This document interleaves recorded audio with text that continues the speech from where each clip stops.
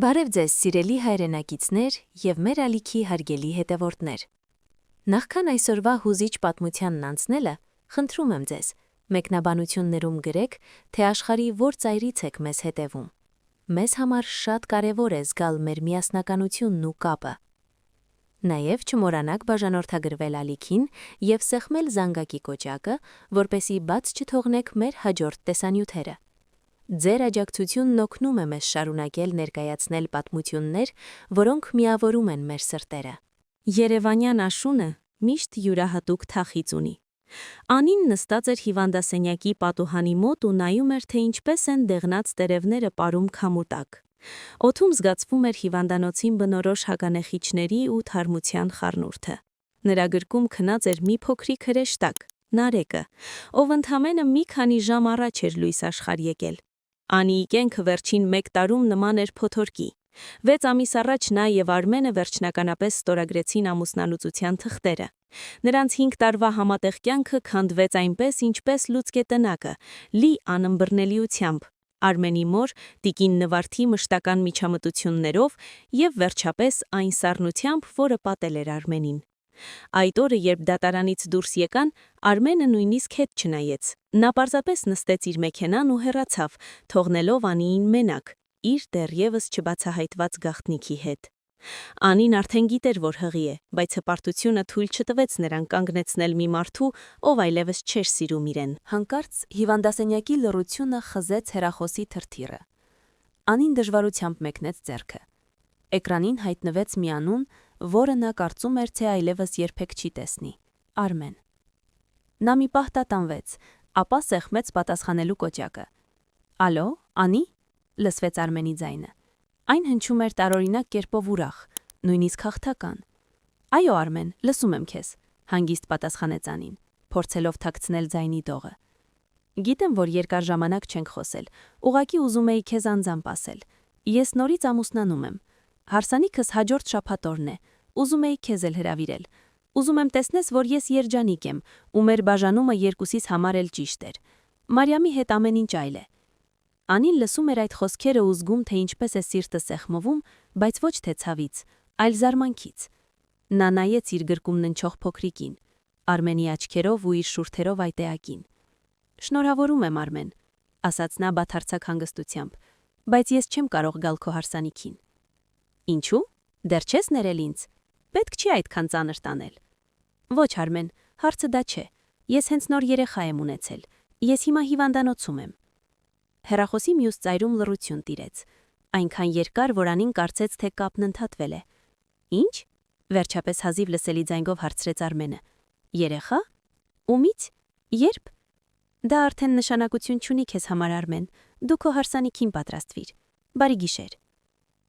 Անին անջատեց հեռախոսը։ Նա գիտեր, որ այս խոսակցությունը հետևանքներ կունենա, բայց չէր սպասում, որ ամեն ինչ այդքան արագ կկատարվի։ Անցավ ուղիղ 30 րոպե։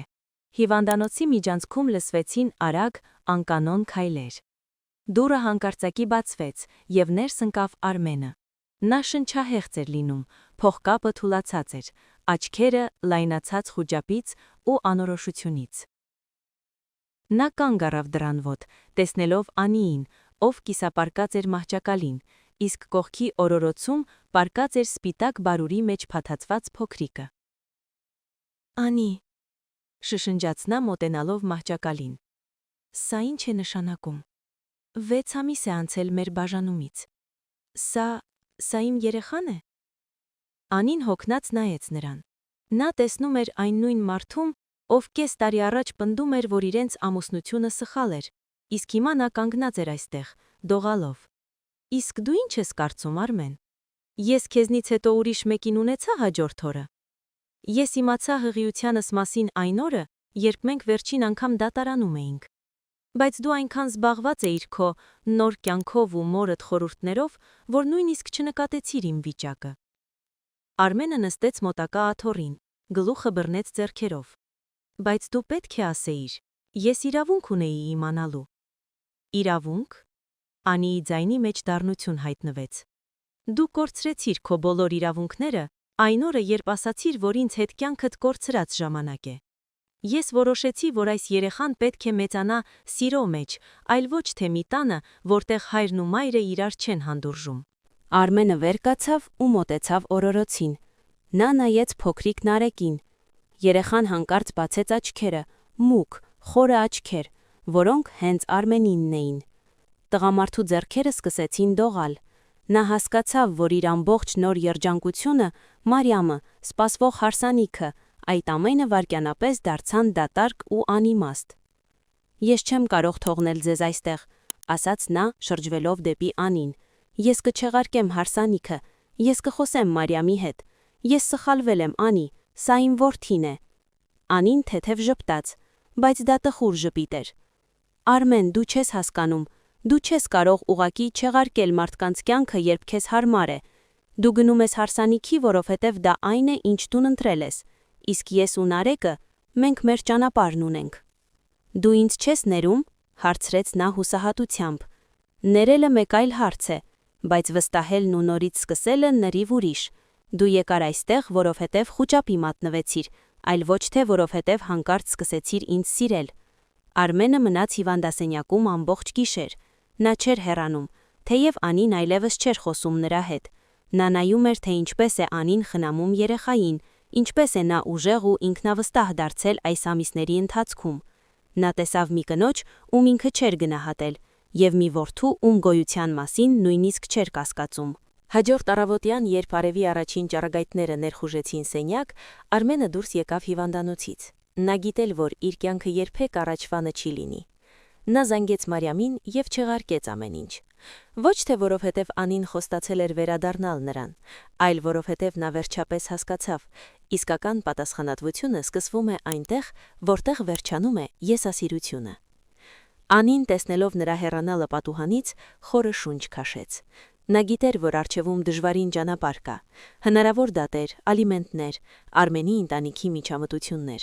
բայց նա նաև գիտեր մի բան, ինքն այլևս այն թույլ աղջիկը չէր,